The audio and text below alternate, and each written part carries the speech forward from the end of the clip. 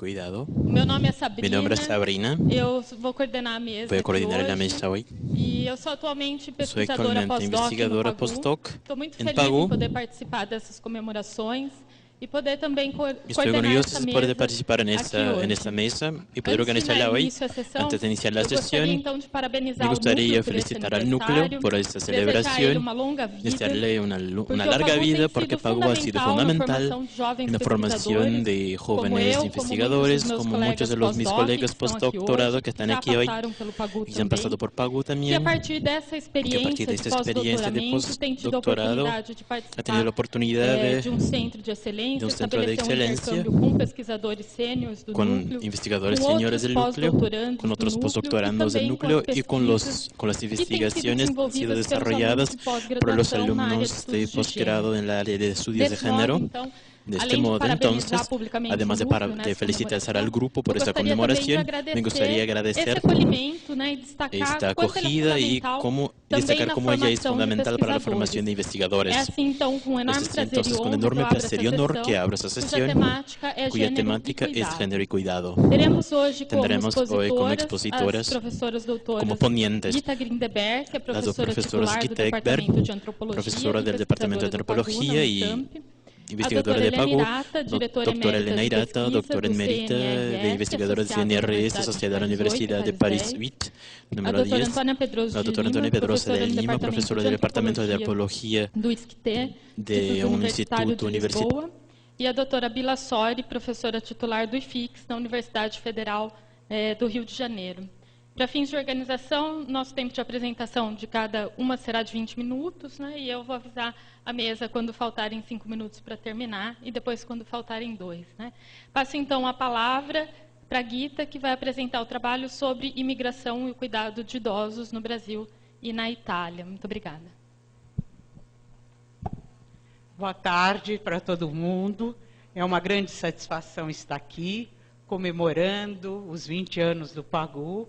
E eu acho que a Sabrina chamou atenção para alguma coisa que talvez foi pouco apresentado ao longo do nosso encontro, que é esse papel do PAGU na formação de jovens pesquisadores. O PAGU é um núcleo de pesquisa, ele não é de formação, mas ele tem sabido acolher de forma muito calorosa, tanto pós-doutorados, como estudantes de mestrado e de doutorado, que encontram no PAGU um espaço privilegiado de formação, mesmo que não seja esse o objetivo central do nosso núcleo.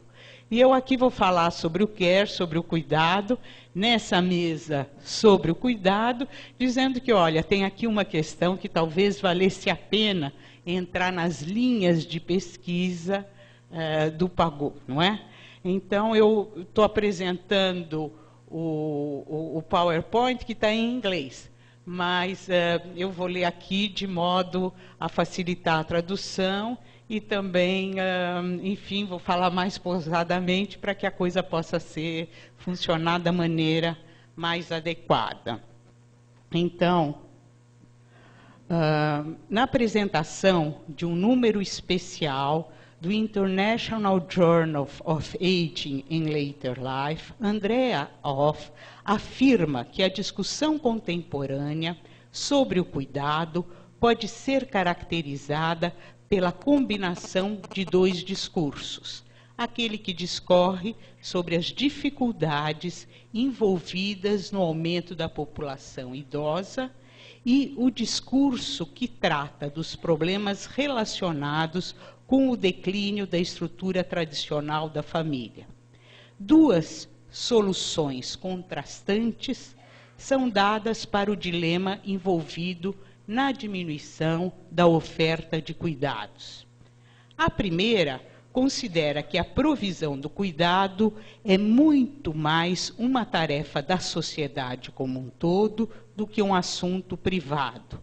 Desse ponto de vista, a responsabilidade principal seria do Estado, que através de impostos cobriria os gastos envolvidos nas políticas e uma ampla provisão de cuidados institucionais seria a norma e as famílias que preferem cuidar de seus idosos seriam, então, recompensadas pelo Estado no exercício dessa tarefa. Em contraste com essa solução, a tendência é advogar o papel tradicional da família no cuidado de seus membros dependentes. O objetivo da minha fala é discutir o modo como o cuidado do idoso ganha configurações específicas no Brasil e na Itália, tendo como base uma abordagem etnográfica, com cuidadores e seus empregadores em São Paulo e em Bolonha, na Itália. O interesse é mostrar que a visibilidade que essa dupla de indesejáveis, velhos e cuidadores, ganha, redefiniria formas de dependência, daria novos significados às relações familiares, às obrigações do Estado e à vida doméstica. A discussão sobre o cuidado domiciliar do idoso no Brasil não pode deixar de levar em conta a empregada doméstica e os serviços por ela prestado, mesmo quando o cuidador principal do idoso é o filho, o cônjuge ou outro parente, vivendo ou não na mesma unidade doméstica que o idoso. Os serviços prestados minimizam os encargos envolvidos no cuidado do idoso.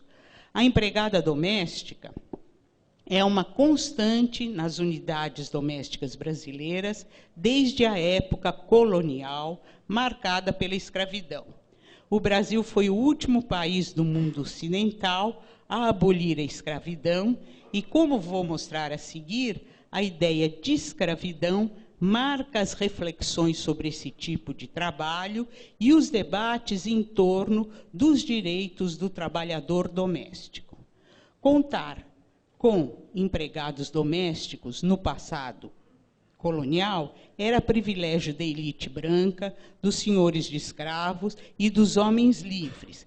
Mas, atualmente, contar com a empregada doméstica não é mais privilégio das classes dominantes. É difícil saber o número exato desses empregados na população brasileira, mas o Brasil é um dos países que conta com a maior população de empregados domésticos, segundo a OIT. Os dados oficiais consideram que esse é um contingente de cerca de 7 milhões de pessoas.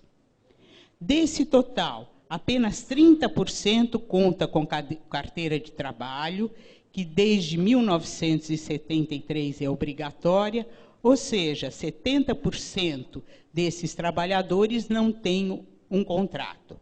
Segundo a Organização Internacional do Trabalho, o Brasil é o país que mais tem empregadas domésticas e essa é a profissão de 15% das mulheres economicamente ativas e é a terceira profissão mais exercida por mulheres. Os estudos mostram que, apesar da empregada doméstica estar presente em todas as classes sociais, essa não deixa de ser uma forma de reprodução das desigualdades. A relação entre Elvira e Vera, empregadas domésticas entrevistadas para essa pesquisa, ilustra bem essa situação. Elvira tem 35 anos, é empregada doméstica numa família que vive num bairro de classe média alta em São Paulo, e ela mora com seus filhos numa das zonas mais pobres dessa cidade. Desde que seu segundo filho nasceu, há 12 anos, ela trabalha de segunda a sexta-feira, cozinhando, arrumando a casa e cuidando dos filhos de sua patroa. Só retorna ao seu lar aos fins de semana, quando ela aproveita para estar com os filhos, fazer faxina na sua própria casa e ir aos cultos evangélicos na igreja do bairro. Ela diz que se esforça muito para pagar um salário mensal para Vera, sua vizinha que cuidava de seus filhos na época em que eles eram pequenos e que hoje faz de tudo na casa de Elvira. Mesmo com os filhos já grandes, Elvira fica preocupada que eles esqueçam o fogão ligado, as janelas abertas e, sobretudo, se envolvam com a turma perigosa do bairro. Diz que é sempre bom ter alguém olhando por eles. Vera, por sua vez, era costureira e deixou o trabalho assalariado numa confecção para cuidar de seus filhos quando eles eram pequenos. E, ao mesmo tempo, para poder contar com uma renda mensal, passou a fazer o que ela considera alguns bicos, como, por exemplo, preparar alimentos e cuidar dos filhos de suas vizinhas enquanto elas estão trabalhando como empregadas domésticas nos bairros centrais da cidade. A situação da empregada doméstica passou recentemente por um processo crescente de mudanças. Em 2001, pela primeira vez, a OIT reconheceu que o trabalhador doméstico deve ter os mesmos direitos de outros trabalhadores. Em 2013, uma emenda constitucional foi aprovada, reconhecendo ao trabalhador doméstico direitos fundamentais garantidos ao trabalhador de uma maneira geral. Essas mudanças no domínio da política parlamentar ocupou um espaço relativamente grande na mídia, tanto impressa como eletrônica, e é impressionante o acordo que existe entre os diferentes atores do espectro político e nos jornais e tabloides de diferentes orientações políticas sobre a ideia de que a nova lei, que ficou conhecida como a PEC das domésticas, representou um avanço em direção a uma sociedade mais justa. Esse consenso moral entre os diferentes atores, acostumados ao debate político acirrado, é fruto da relação estreita que é estabelecida entre a empregada doméstica e a escravidão. A relação entre empregados domésticos e escravidão ganhou uma expressão impactante num artigo intitulado A Segunda Abolição da Escravidão para as Empregadas Domésticas Brasileiras, Seconde Abolition de l'Esclavage pour les Domestiques Brésiliennes, publicado no jornal francês Le Monde. Esse artigo reproduziu as palavras de Creuza Maria Oliveira, presidente da Federação Nacional dos Trabalhadores Domésticos, que ocupou em 2003 um grande espaço na mídia impressa e também no rádio e nos jornais televisivos no momento da promulgação da emenda constitucional. Para Creuza Maria de Oliveira, a origem do trabalho doméstico no Brasil é a escravidão. E a nova lei, em suas palavras, não trata apenas da igualdade de direitos, mas da inclusão social e da reparação histórica. Elvira já tinha uma carteira de trabalho assinada como empregada doméstica, mas, ao comentar a nova lei, diz que agora poderá dizer com orgulho que é empregada doméstica e mostrar a sua carteira de trabalho. Ela repete, assim, um enunciado formulado por boa parte das empregadas domésticas entrevistadas pelos jornais, rádios e canais de televisão, no momento em que a emenda constitucional foi aprovada. Vera, no entanto, diz que recebe uma gratificação mensal, mas não é propriamente o salário, é só uma ajuda, nas palavras dela. Com isso, ela deixa claro que não reivindicará na justiça os direitos do trabalhador doméstico. Fazer a crítica à legislação é eticamente intolerável. As dificuldades que a implementação da lei pode acarretar para empregados e empregadores ganham expressão por meio de ponderações sobre o eventual desemprego, dada a elevação do custo da mão de obra, que levará à diminuição da oferta de trabalho. As dificuldades que as famílias vão enfrentar aparecem na forma de relatos de casos específicos, mas que são sempre antecedidos pela afirmação de que a lei é indiscutivelmente um avanço social e político. Os economistas calculam que a nova lei acarretará um aumento de 10% a 15% no custo da mão de obra. Mas os casos relatados ganham um sabor muito mais trágico do que essa proporção numérica apresentada. Vale como exemplo uma notícia publicada num jornal que, ao tratar da nova legislação sobre empregados domésticos, conta que Ana, auxiliar administrativa, que ganhava R$ 1.200 e pagava R$ 1.000 para a cuidadora da sua mãe, decidiu deixar o emprego. Sua mãe, de 85 anos, tem demência e necessita de cuidados em tempo integral. Com a nova lei, ela teria que pagar horas extras, o adicional noturno, além de ter que contratar mais 2 cuidadoras, dado o limite semanal de 44 horas de trabalho. Entre aspas, ela diz: não vejo outra solução, a não ser deixar meu emprego. Não vou institucionalizar minha mãe, isso a mataria. Ana conta ainda que já não consegue dormir com a perspectiva de viver com a mãe. Viveu com ela 2 anos e quase enlouqueceu, porque não tinha vida. A mãe tinha delírios e crises, intercalados por momentos de consciência, em que se lamentava dizendo, entre aspas, não quero incomodar.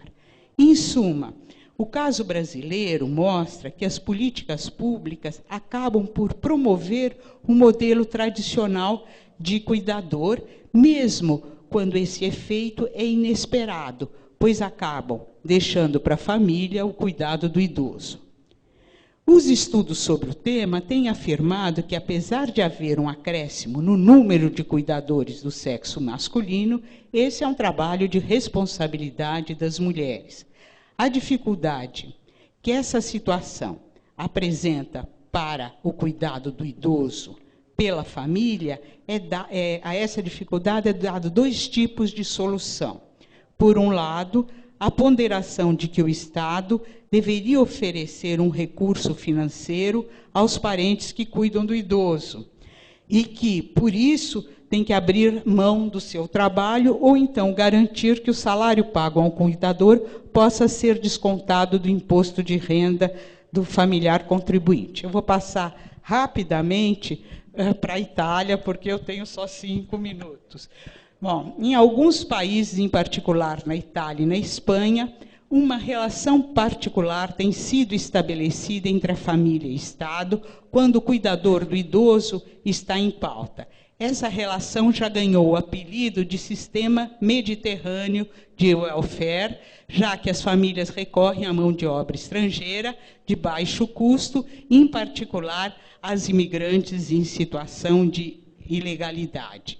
A badante é uma nova figura cuidadora na Itália e transforma a organização do trabalho do cuidado do idoso, que não é autossuficiente.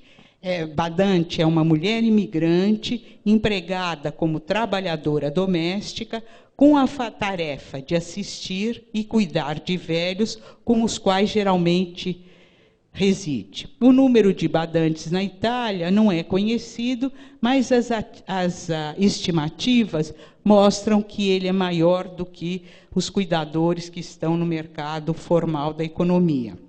O mercado de badante, na última década, sofreu transformações que envolveu a substituição de cuidadoras vinda da América Latina, Ásia e África por imigrantes vindas do leste europeu.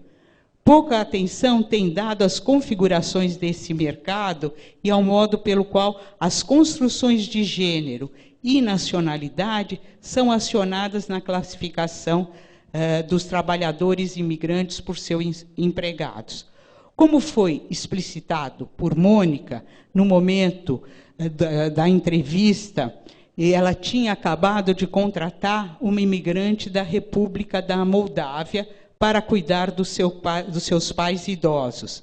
A imigrante do leste europeu, ela me explicou, são mais disputadas do que as peruanas ou filipinas, que antes ocupavam posição central nesse mercado, por terem níveis educacionais mais altos, mais experiência no tratamento de idosos e, sobretudo, por serem mais velhas. Essa última vantagem era prontamente explicada pelo fato delas não precisarem se ocupar de filhos pequenos, não procurarem namorados, não irem em bailes, enfim, estarem mais disponíveis para o cuidado. As latino-americanas e filipinas são contratadas preferencialmente para o cuidado das crianças e as africanas para o trabalho doméstico. Bom, as razões. O que me parece talvez importante a gente explicar é que essa mesma relação entre etnicidade e cuidado do idoso está também presente na própria forma como o mercado de cuidado, como as próprias cuidadoras se diferenciam nesse mercado. Quando o critério é nível educacional, as mulheres do leste europeu ficam no topo. Mas dizem as latino-americanas que entrevistei que elas são frias, calculistas, aceitam trabalhar por qualquer salário, porque, no fundo, o que elas querem é o casamento com o idoso que está sendo cuidado para conseguir legalizar sua situação e melhorar de vida. Da mesma forma, consideram que nunca se tem uma ideia do que as asiáticas estão pensando. Elas sempre ficam sorrindo e ninguém sabe o porquê. E as africanas são muito atrasadas, vêm de uma sociedade em que não há limpeza nem educação. Nós, considerou uma das entrevistadas peruanas, é que sabemos o que é carinho e respeito no tratamento dos idosos, nós aprendemos como cuidar dos velhos, vendo a nossa própria família. É assim, impressionante a forma pela qual convenções vinculadas à etnicidade, nacionalidade e gênero dão uma dinâmica específica a esse mercado. A cultura é vista como uma identidade essencializada e estática, subtraída das relações sociais. A competência para o cuidado passa a ser uma vocação nacional, naturalizada nas mulheres imigrantes, como ficou evidente em todas as falas observadas quando o assunto é o emprego dos cuidadores. Vou aqui pular uma série de coisas, mas, enfim. Para alguns autores, tratar do fluxo global de jovens dos países pobres para cuidar da população idosa que vai cuidar dos velhos é uma espécie de estratégia amplamente vitoriosa para os vários setores. Para os velhos e sua família, para trabalhador imigrante e para os responsáveis por políticas públicas. Para os velhos e seus familiares, é um recurso muito mais econômico do ponto de vista financeiro e afetivo do que o asilo ou outros tipos de instituição de longa permanência. Para trabalhador imigrante, significa a possibilidade de conseguir um salário mensal muito maior se comparado ao que ela ganharia nos países de origem. Além disso, a corresidência com o idoso permite não apenas economizar os custos de moradia e alimentação, mas é também uma forma de se proteger num contexto marcado pela ilegalidade. As cuidadoras que entrevistei em Bolonha estavam todas muito satisfeitas com a relação estabelecida com os idosos e seus familiares. Mas todas elas tinham história para contar, de filhos que demoravam muito para chegar à casa dos pais nos domingos, de modo que a cuidadora não podia saber quando que ela começava, quando a sua folga começava ou terminava. Relatavam casos de filhas que levavam à casa dos pais toda a roupa suja para ser lavada e passada pela badante e de descontos ou atrasos nos pagamentos. Por fim, esse mercado privado do cuidado é, ironicamente, uma estratégia vitoriosa para as políticas públicas, porque é uma redução considerável da demanda de cuidado por serviços sociais e das reivindicações ao Estado. O fluxo de trabalhadores jovens para cuidar de velhos nos países ricos, como mostram autores como Nelson, inspirados em Agamben e em Foucault, na realidade, mostrado como um movimento que acompanha os sistemas de detenção e deportação e acaba por instituir sistemas de trabalho que apresentam uma continuidade impressionante com as práticas escravocratas. Ou seja, é o mesmo que acontece com a prostituição, de certa forma. Longe dessas serem formas arcaicas, esses regimes são constitutivos do desenvolvimento capitalista que procura limitar a mobilidade dos trabalhadores num processo contínuo de substituição de pessoas dispostas a aceitar trabalho mal remunerado e de baixo salário, de baixo status, como é o cuidado dos velhos. Os trabalhadores imigrantes vivem uma situação de completa insegurança porque são rotulados como ilegais, criminosos ou mesmo terroristas em potencial. Ou seja, é muito usada aquela expressão do Agamben, homo sacer, né, usada pelo Agamben para descrever a situação do imigrante. Enfim, eu acho que temos que levar em conta as diferenças entre o trabalho doméstico e outros tipos de trabalho, porque, na realidade, tem aí uma negociação que não pode ser esquecida. Mas, para terminar, já que o tempo é escasso, né, eu acho que as fronteiras entre o tráfico, prostituição e imigração tendem a ser embaçadas, não é? Um projeto na Alemanha que tem como objetivo treinar prostitutas na função de cuidadores de idosos. Essa iniciativa foi apresentada como muito lógica, dado o fato de que a falta de cuidadores em asilos de idosos, apesar do alto nível de desemprego na Alemanha. E, como diz uma das promotoras desse programa, acho que tem que passar.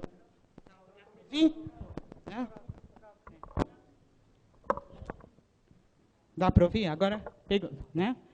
Como diz uma das promotoras dos programas, as prostitutas são excelentes para fazer esse trabalho, porque elas sabem lidar com as pessoas, não têm sentimento fácil de repulsa, e não têm medo de nenhum contato físico. Ou seja, tratar do tema no Brasil, como mostramos, é enaltecer a nova legislação que estendeu ao empregado doméstico direitos do trabalhador do mercado formal. Nos países do Norte, o que nós vemos é uma transformação das unidades domésticas, naquelas que contam com idosos dependentes, numa espécie de microcosmos exóticos, né, nos países centrais, e o cuidador imigrante legal é percebido como uma expressão da introdução de práticas escravocratas no coração das ricas democracias. Longe de negar a realidade das histórias dramáticas dessas mulheres imigrantes, falar de práticas escravocratas é sempre muito complicado. É uma forma, em primeiro lugar, de destituir os cuidadores da capacidade de agenciamento. Na imigração, temos que levar em conta que está sempre envolvida uma escolha. Em segundo lugar, não se pode encobrir o fato de que as cuidadoras empoderam outras mulheres e criam a família respeitável.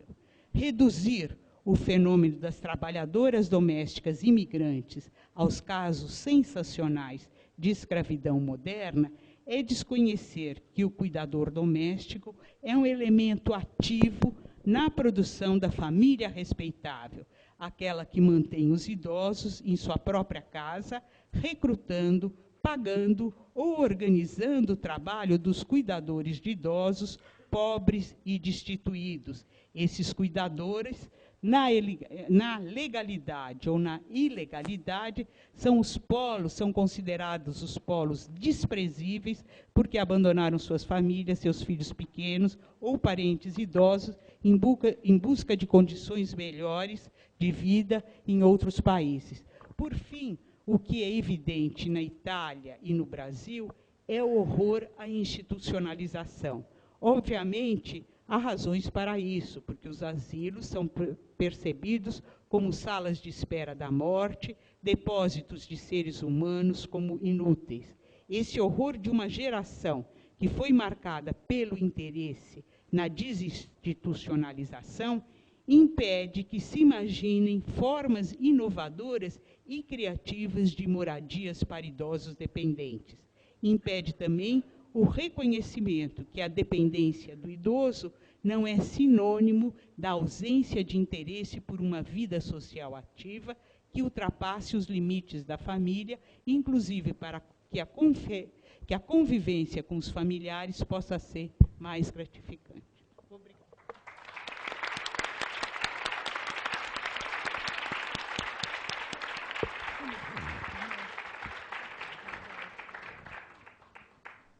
A palavra para a professora Helena Hirata, que vai tratar do trabalho de cuidado aos idosos no Japão. Bom, eu gostaria, em primeiro lugar, de agradecer calorosamente a organização e o comitê científico desse colóquio, desse seminário, pela possibilidade que me é dada de reencontrar tantas amigas e colegas do PAGU, melhor revista feminista do Brasil.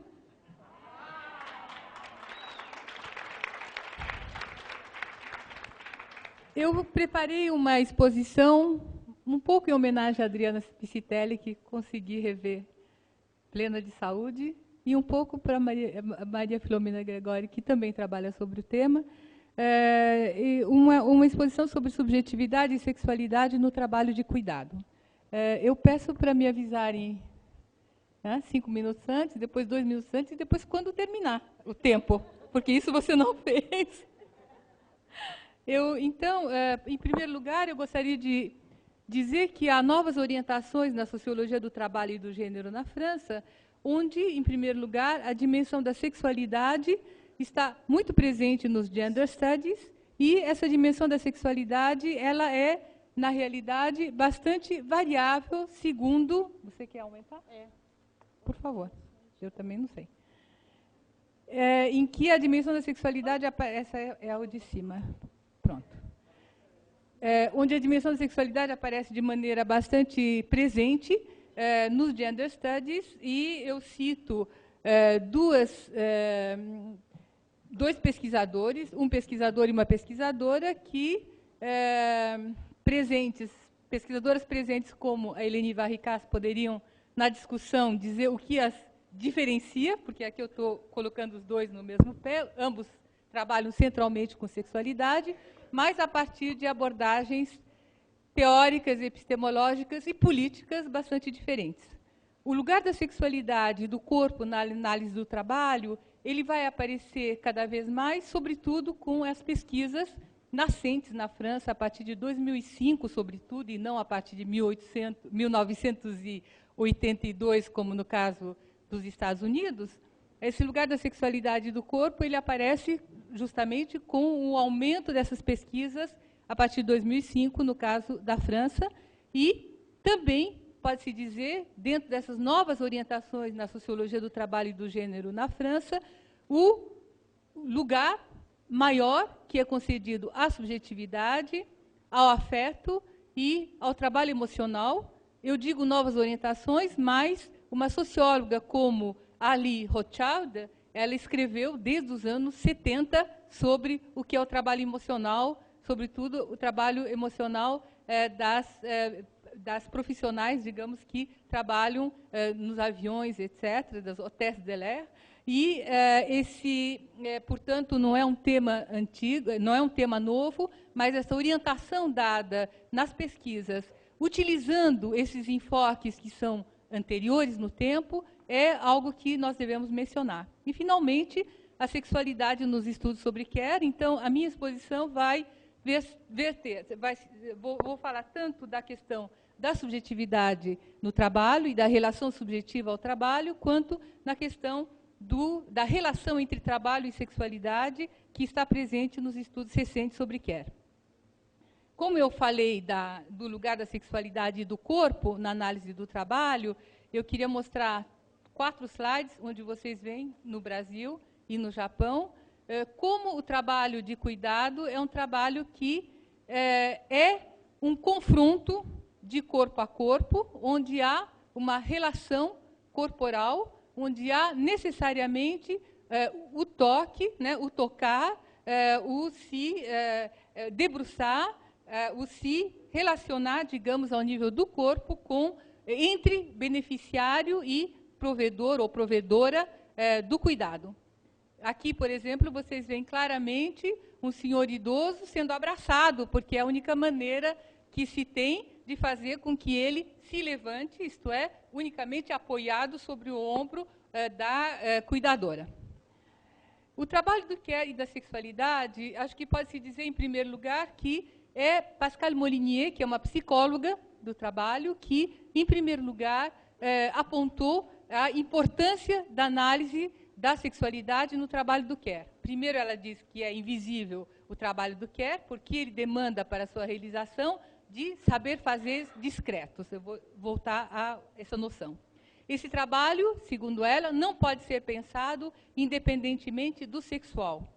E, embora seja comum separar desejo e velhice, de um lado, e sexualidade e competências profissionais, de outro lado, não é possível evacuar, suprimir, deixar de lado essa dimensão, a sexualidade, constitutiva do trabalho de care, tanto nas instituições, nos IUPs, instituições de longa permanência dos idosos, quanto a domicílio. Pascale Molinier, através das suas pesquisas, mostra a que ponto o trabalho de care e a criação de coletivos de trabalho dependem dessas interações onde o sexual está presente. E as respostas possíveis à demanda do beneficiário do care, portanto, da pessoa idosa, faz parte do ofício, faz parte do métier, faz parte da profissão e, portanto, envolve questões da sociologia do trabalho, sobretudo as questões de qualificação e de competência. Eu evoco muito rapidamente as 5 dimensões do trabalho do care, que está no artigo de Ângelo Soares, no livro que eu e Nádia coordenamos, sobre cuidado e cuidadores, né, cuidado e cuidadoras, as várias faces do trabalho do care, para dizer que há a dimensão sexual entre os 5 componentes, e o sexual seria a utilização do corpo da trabalhadora na produção dos cuidados, diferentemente do que ocorre, por exemplo, na atividade industrial. O ato de cuidar envolve um contato corporal, um contato físico, como já disse agora a Guita, com o outro. As dimensões do trabalho do care, no mesmo livro, Cuidado e Cuidadoras, é uma propaganda explícita, então não se preocupem. É a editora Atlas, 2012. Ela vai falar que há 5 diferentes facetas ou 5 descrições do trabalho do care. O care como gentleness, como know-how discreto, como trabalho sujo, como trabalho inestimável, como narrativa política. Eu não vou entrar em detalhes sobre os 5 pontos, porque em 20 minutos não é possível. Remeto, portanto, ao artigo nesse livro, que incito-lhes fortemente a comprar. Aliás, até vou fazer uma segunda publicidade. Eu trouxe o dossiê que acaba de sair do Tempo Social, da revista Tempo Social, que está sendo vendido juntamente com os cadernos Pagu lá fora, onde há um artigo de Pascale Molinier sobre o que é o trabalho de care dentro dessa perspectiva da psicodinâmica do trabalho e da psicologia do trabalho. Eu volto um pouco para trás para pensar o que é o trabalho e o nosso filósofo, um dos nossos filósofos do trabalho preferidos na França, Eric Amraoui, num congresso de psicodinâmica do trabalho que houve em Gramado no ano passado, ele dizia: o que nós chamamos sofrimento no trabalho, será que ele não engaja, sobretudo, a nossa relação com a vida e a morte? E é claro que no cuidado com os idosos, essa acessão é uma evidência, que se trata de morte, que se trata de vida, mas o sofrimento também pode advir da discriminação, no caso do racismo em relação aos trabalhadores imigrantes negros ou algerianos do norte da África na França, ou pode advir também das políticas de gestão, isto é, o estresse provocado pela falta de efetivos, porque cada vez mais há um número menor de cuidadores nas instituições para cuidar de um número maior de idosos, ou nos domicílios, muito pouco tempo para lavar roupa, ir à farmácia comprar os remédios para o beneficiário, para a pessoa idosa, ao mesmo tempo fazer a comida, trocar a roupa e toda uma série de coisas que se faz em um tempo muito contado, no caso da Zé da domicílio, isto é, 2 horas, 3 horas, no máximo por dia, quando no Brasil a situação é muito diferente, porque, em geral, a domicílio são as empregadas domésticas que cuidam das pessoas idosas ou das crianças. A relação subjetiva ao trabalho do care pode ser visto, por exemplo, na questão da morte dos idosos. Dizia uma das cuidadoras que eu entrevistei na França, numa instituição pública de cuidado, no dia seguinte ela faleceu, a senhora. Isso, bom, muitas vezes eu sonho e me marcou muito. Outra cuidadora vai dizer, nesse dia um colega disse, a senhora X não está bem. Ela grudou no meu braço e não soltou até que ela foi embora tranquilamente. A sua filha quis saber. Ela estava contente que eu estava no momento do falecimento da mãe dela. Depois eu fiquei chocada. Não estava bem, eu deprimi, tive crise de angústia, eu sofri e contei. Depois de 2 dias estava melhor, mas isso me marcou muito. O comentário que eu faço no meio das 2 citações é que aqui você vê os limites do trabalho emocional, isto é, o limite do controle das emoções que você pode ter no trabalho de cuidado, porque não se pode controlar o funcionamento psíquico, os sonhos e os problemas de sono, né, de conseguir dormir, de insônias, etc. A faceta da relação subjetiva ao trabalho é a culpabilidade que, apesar de tudo, envolve os cuidadores e cuidadoras. Na França, se relatou o caso do desaparecimento de um residente de uma instituição que tinha Alzheimer e ele nunca mais foi encontrado. Ele sumiu, saiu da instituição, as pessoas procuraram, mas não se encontrou mais. Então, os cuidadores diziam, nós não o vigiamos suficientemente. Nós não temos códigos nem no elevador, nem na saída, o que é o caso, em geral, das instituições que abrigam idosos com mal de Alzheimer. E essa instituição não tinha, as pessoas podiam só apertando sair, e eles diziam, eu acho incrível esse caso, me foi contado, eu acredito, mas na França, uma pessoa sumir e nunca mais ninguém encontrar, isso me parece assim absurdo, porque é tão vigiado, tem tanto controle, tem tanta polícia, tem tanta vigilância em termos de políticas públicas, que me parece incrível que nunca tenha sido encontrado, mas não foi. Segundo eles, faz muitos anos que isso aconteceu e eles ainda se lembram como se fosse hoje. É o caso do segundo relato, que foi o suicídio de um homem idoso que pulou de um 2º andar de um estabelecimento de idosos no Japão.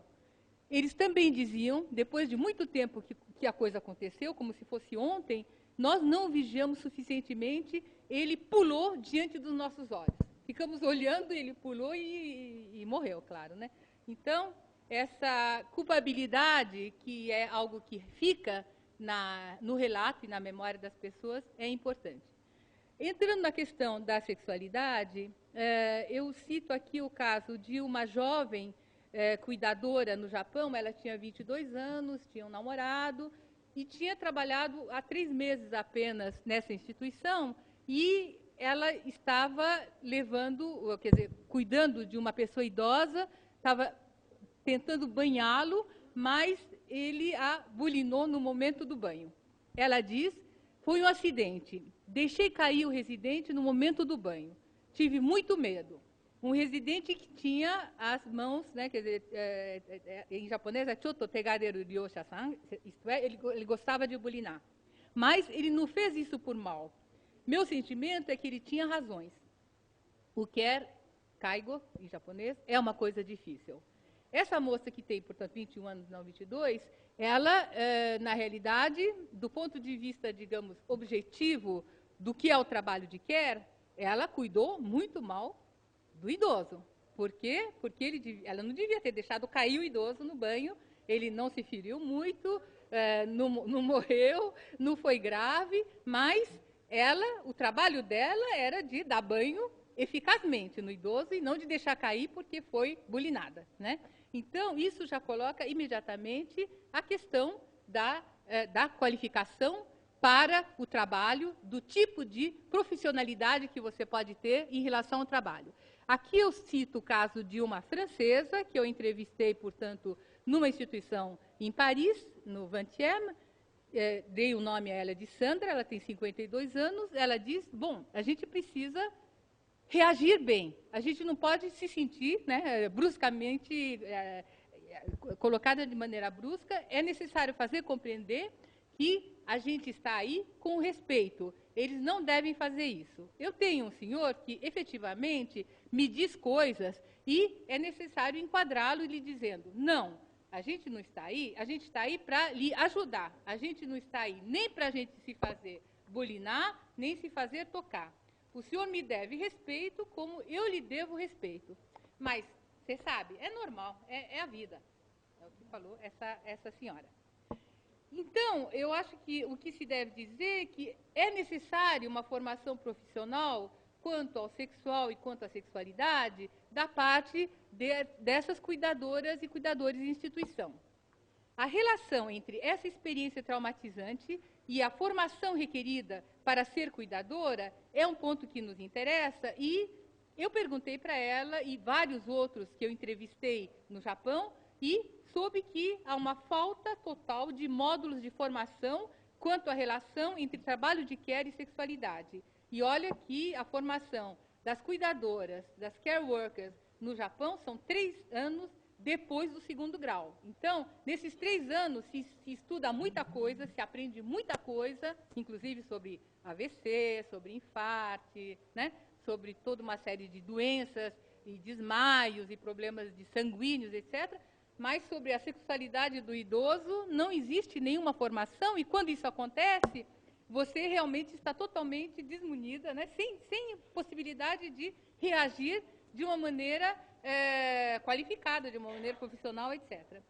Uma alternativa seria expor o acontecido e discutir em reuniões do coletivo de trabalho, é uma das propostas, digamos, que surge quando nós lemos os casos que foram estudados por Pascal Molinier, que são casos em que ela primeiro mostra que a pessoa, várias pessoas se reúnem depois de um ocorrido desses e, em reunião, discutem o que deve ser feito e o que fazer em casos como esse. Eu vou lhes ler muito rapidamente, e eu tenho ainda uns 3, 4 minutos, imagino, o que ela conta do caso de um Monsieur Georges, senhor Jorge, que só se acalmava durante a toilette ou durante a troca de roupa e deixava de se agitar se as cuidadoras deixassem tocar uma parte erótica do seu corpo, diferente segundo cada uma, evidentemente.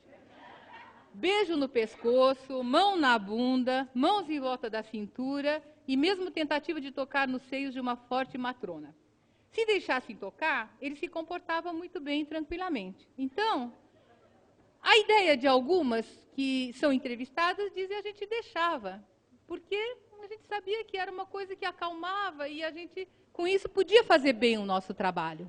Então, aí realmente a discussão, né, quer dizer, de um ponto de vista feminista, né, é assédio, mas é assédio de um velho que não tem todas as suas capacidades cognitivas.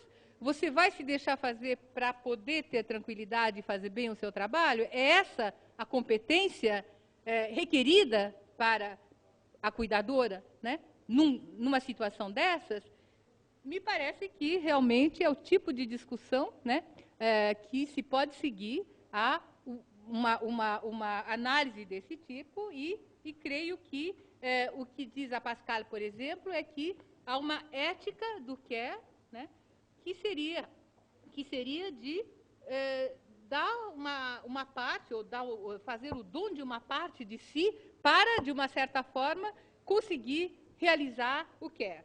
Ora, nós podemos achar que essa seria realmente uma solução ao nível individual, que cada uma das cuidadoras pode pôr em prática, mas me parece que, e também Pascal acho que concorda com isso, a importância de um coletivo de trabalho para construir acordos normativos. Esse coletivo de trabalho pode existir em certos países, não todos, em certas instituições, não em todas, onde há discussões sistemáticas de trabalho do que ocorreu naquele dia entre os diversos cuidadores e os cuidadores com a hierarquia imediatamente acima, como é o caso das enfermeiras.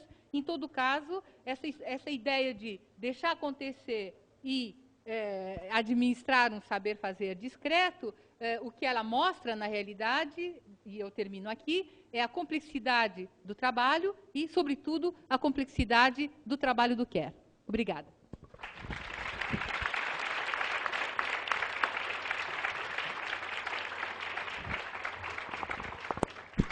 Obrigada, Helena. Agora eu passo a palavra para a Antônia. Bom dia.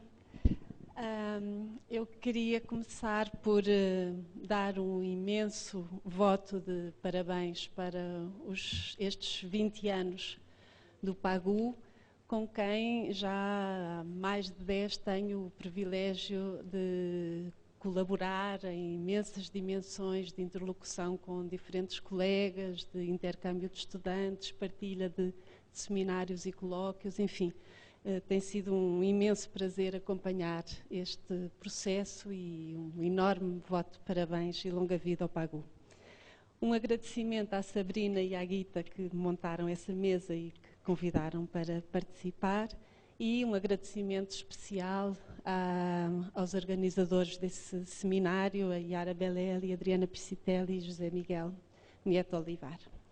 Enfim, então, essa minha apresentação tem como título Cuidar em tempos de crise, género e mudanças de modo de vida em Portugal. E aqui eu irei discutir diferentes dimensões do cuidado, partindo de uma pesquisa etnográfica conduzida em Portugal num momento de significativa crise económica e social que estamos atravessando. A partir da análise de múltiplas formas de cuidar, analisarei como o género afeta motivações, disponibilidades e obrigações para as relações interpessoais de ajuda ao outro e se revelam centrais para fazer face a um dia-a-dia incerto, para assegurar a reprodução social de unidades domésticas sem recursos e, assim, contribuir para a sustentabilidade do tecido social. Irei centrar-me na análise de dinâmicas de apoio, reciprocidade e cuidado do outro, de modo a abranger diferentes dimensões de poder e pensar interseccionalmente vários marcadores sociais de diferença e desigualdade presentes nas dinâmicas sociais. Para tal, e como veem, uso um conceito de cuidado num sentido mais alargado do que aquele que tem sido usado até agora nessa mesa, mais centrada sobre a questão do care, tal como vem sendo definido pela literatura. Assim, temos pensado, no âmbito de um projeto de pesquisa sobre estas questões que eu estou coordenando em Portugal, o cuidado como um conjunto de práticas alargadas de apoio ao outro, mas também um conjunto de valores de afeto, de compaixão e empatia pelo outro, que são constitutivas do laço social. Para situar, é importante dizer que Portugal, tal como outros países na Europa, atravessa no presente uma ampla situação de crise económica e social. À crise da dívida soberana juntaram-se medidas de austeridade que, tendo sido aplicadas desde 2011 para superar, têm provocado alterações radicais na organização do recente Estado de Providência português e estão a conduzi-lo ao seu quase total desaparecimento, ou seja, as medidas de austeridade para superar a dívida pioraram significativamente a situação social. Depois de 2 décadas de crescimento económico e de melhorias sociais significativas, temos agora um preocupante crescimento de índices de desemprego, baixos rendimentos familiares, um enorme envelhecimento da população, um aumento de impostos, do custo de vida e um envolvente sentimento de precariedade e falência social e económica. Esta situação aumenta consideravelmente a pressão sobre os serviços sociais, claro, fazendo diminuir inevitavelmente a sua capacidade de continuar a assegurar aquilo que até há bem pouco tempo eram direitos universais dos cidadãos, e isso tem consequências muito evidentes na vida cotidiana. Nesse sentido, a crise não tem apenas, obviamente, nenhuma tem, apenas uma dimensão económica. Tendo promovido um profundo abalo no modelo social europeu, esta é também uma crise social que está impondo uma quebra nos processos de reprodução social que vinham sendo construídos, colocando em questão não apenas os mercados e instituições, mas também relações sociais, formas de viver, afetando assim quase todas as dimensões da vida cotidiana. Enquanto cada vez mais setores da população veem as suas condições de existência a serem precarizadas e asseguradas de forma volátil, a sobrevivência dos cidadãos é frequentemente equilibrada pela promoção de estratégias alternativas, como sejam o apoio dado por redes interpessoais ou por organizações não governamentais de solidariedade social. Temos observado que, para fazer face às necessidades básicas do cotidiano, as pessoas retomam vias informais para assegurar a sua sobrevivência. As transformações sociais que decorrem da crise e das medidas de ajustamento tornaram a nossa existência num paradoxo.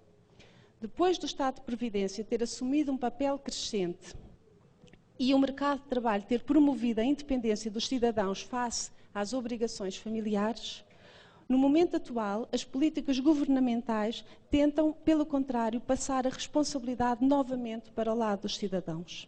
Este estado de emergência, para usar a expressão de Agamben, estimula a construção de alternativas ao processo de reprodução social, não só na esfera económica, mas também na esfera social e moral. As ações públicas de solidariedade social crescem todos os dias. As histórias pessoais de apoio a amigos, vizinhos, familiares ou simples conhecidos são ouvidos frequentemente. Vejamos Cristina. Cristina é professora. Vive com o marido que está desempregado há 2 anos. Foi despedido ao fim de 14 anos a trabalhar numa empresa de telecomunicações onde era um quadro superior. Vive também com a mãe, velhinha e aposentada. Recentemente, a filha, Mariana, com 40 anos, jornalista durante 10 anos num importante jornal diário de Lisboa, foi também despedida. Mariana é divorciada e tem uma filha. E, nessa situação de desemprego, deixou de conseguir sustentar-se e teve que regressar à casa dos pais, que a acolheram, e, portanto, nesse sentido, como também uma forma de cuidado. Nesta nova configuração doméstica, é a pensão da avó de Mariana que é usada para pagar todas as despesas com a educação e a saúde da filha de Mariana, da sua bisneta, Rita. Numa tentativa de contribuir para a subsistência deste seu novo grupo doméstico, Mariana descobriu uma associação de redistribuição de comida, onde vai buscar 2 vezes por semana alimentos para toda a família. Sentindo-se socialmente muito mal a viver da caridade, não apenas dos pais, mas também desta associação, Mariana começou a trabalhar como voluntária nessa instituição que se chama ReFood. Como refere Mariana, cuidar é mostrar que as práticas comuns do cotidiano podem ser mecanismos fundamentais de ajuda e, ao mesmo tempo, de autossatisfação. Fala ela tentando justificar este seu trabalho voluntário na ReFood. As tarefas familiares simples, como cuidar dos netos ou ir buscá-los à escola, como faz o meu pai, cozinhar, realizar tarefas domésticas menores ou receber os filhos em casa, como ela própria, ajudando-os a manter assim a sua dignidade em momentos de dificuldade, são formas de cuidado fundamentais para a garantia de viabilidade do cotidiano de diferentes pessoas em Portugal e que cruza todas os grupos sociais e, como vemos, estamos a falar aqui de uma classe média alta e não exatamente de classes populares mais frequentemente pensadas nestes tempos de crise. É, portanto, frequentemente, através destas metáforas do cuidado, que são expressas preocupações morais acerca de uma existência ideal num mundo com desigualdades profundas e pessoas necessitadas. Este sentido de significado moral do cuidado altruísta pode ser pensado através de um outro caso empírico, os movimentos de voluntariado para ajudar pessoas carenciadas que temos também vindo a estudar. Em particular, podemos pegar em duas instituições com que temos trabalhado, a ReFood, essa instituição onde a Mariana tem vindo a trabalhar, que faz redistribuição alimentar, indo buscar restos, os restos que sobram dos restaurantes e redistribuindo por pessoas que necessitam.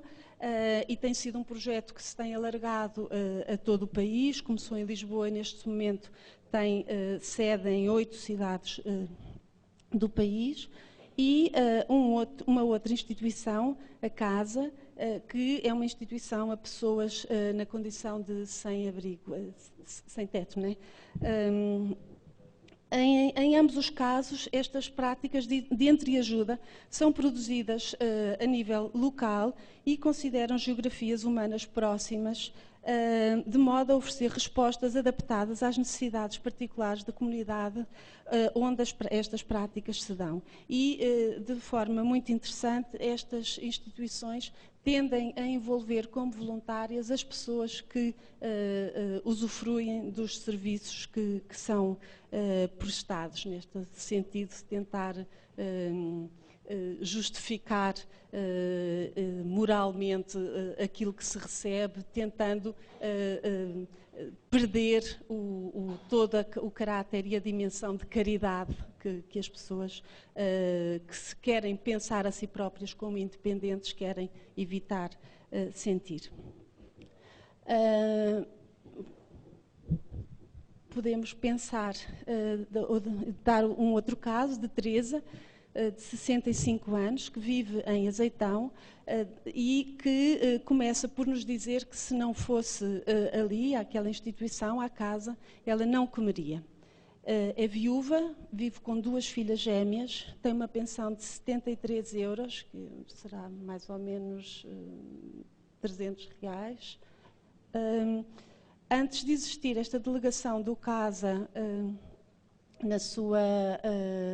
em Azeitão, ela pedia de porta em porta, tendo estado inclusive 1 ano sem ter eletricidade na sua casa.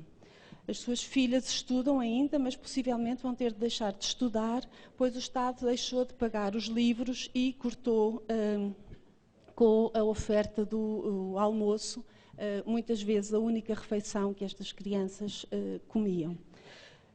E o almoço grátis era justamente uma importante motivação para para que as filhas continuassem a ir à escola e não tentar integrá-las no mercado de trabalho. Hoje, do ponto de vista alimentar, diz esta mulher, Teresa, diz que estar muito melhor, pois deixou de haver faltas, deixou de ter falta de comida e tem sempre comida que vai buscar à casa diariamente. Um outro caso, Catarina, 19 anos, vive também em Azeitão, vai à casa buscar comida e faz também voluntariado, tal como Mariana expressou em todas as entrevistas esta necessidade de justificar com o seu próprio trabalho, as refeições e o apoio que recebia da instituição. E é interessante que pensarmos que estas formas de solidariedade, tanto de apoio dentro das famílias, dos vizinhos, ou que se expressam de formas mais formalizadas nas instituições de voluntariado, não são formas novas, mas representam sim o retomar de velhos sistemas de apoio e entreajuda que foram, nas últimas décadas, substituídas por práticas mais mercantis.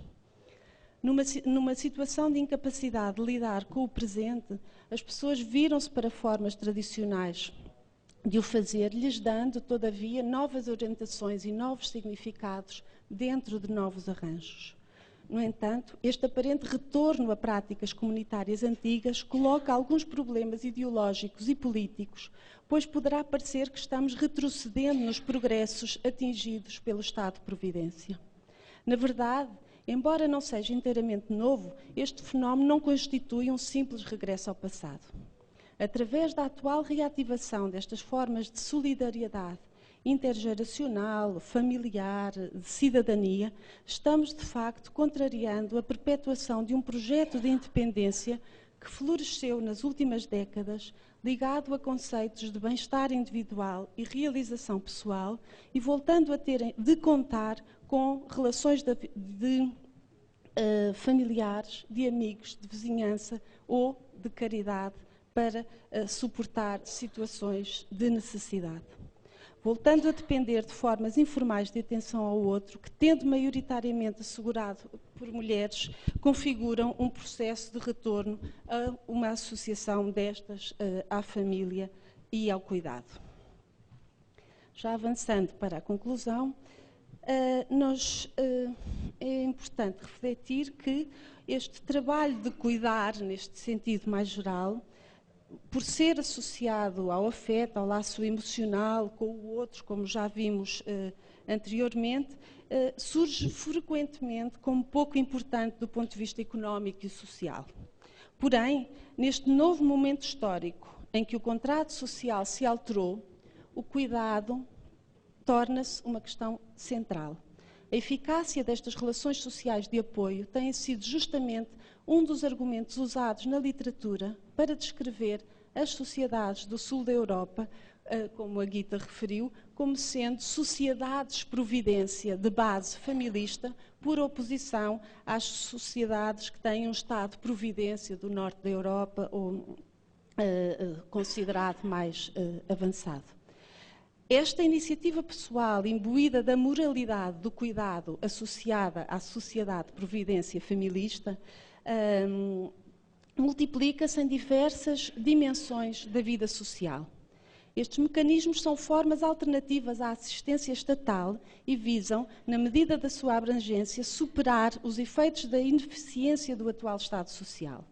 Ideologicamente, conceptualizam a ajuda ao outro, que se encontra numa situação visível de necessidade, como algo que tem que ser um ímpeto orientado por noções de dever, pautado por uma economia moral, que através de valores como a solidariedade e a compaixão, impõem formas de substituição.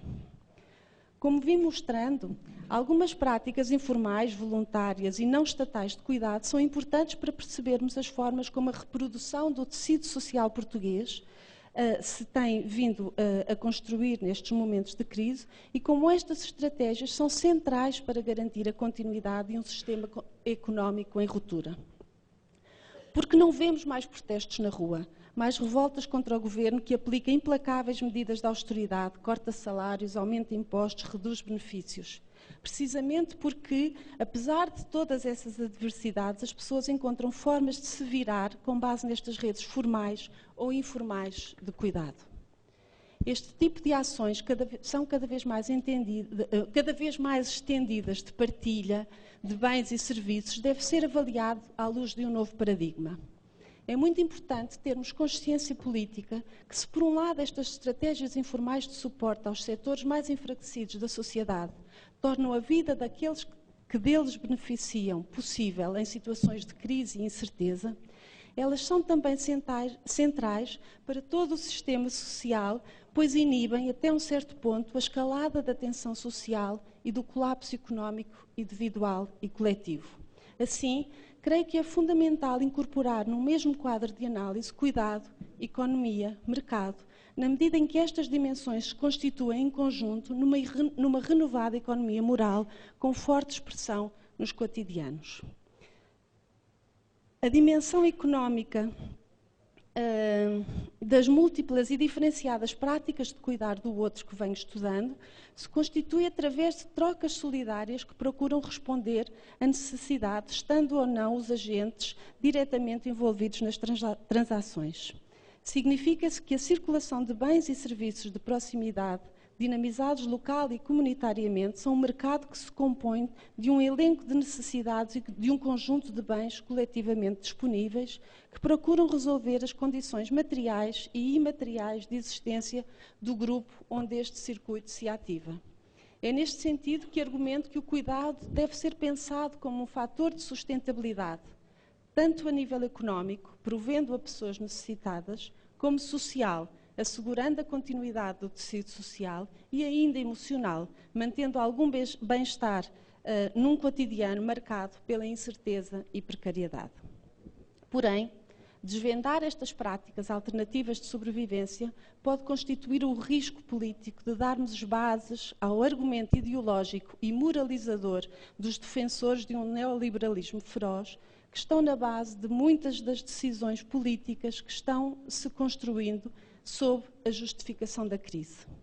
Podemos, com isto, na verdade, estar a justificar a perigosa ideia de que os cuidados prestados pelo Estado não são um direito, nem uma necessidade, mas um favor feito aos cidadãos durante um tempo, pois, na verdade, esses bens, cuidado deveria ser um dever da família e, em particular, das mulheres.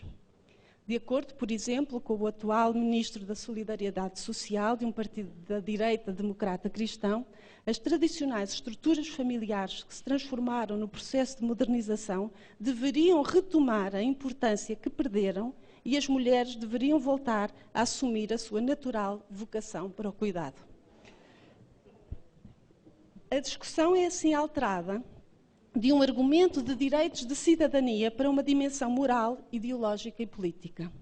É, portanto, preciso não esquecer que, apesar do cuidado se ter tornado de novo um importante fator de sustentabilidade, o sucesso das suas práticas reativam e reproduzem formas tradicionais de desigualdade social e cristalizam a dependência dos carenciados, legitimando assim o poder das elites económicas que reproduzem ideologias neoliberais da sociedade capitalista global. Obrigada.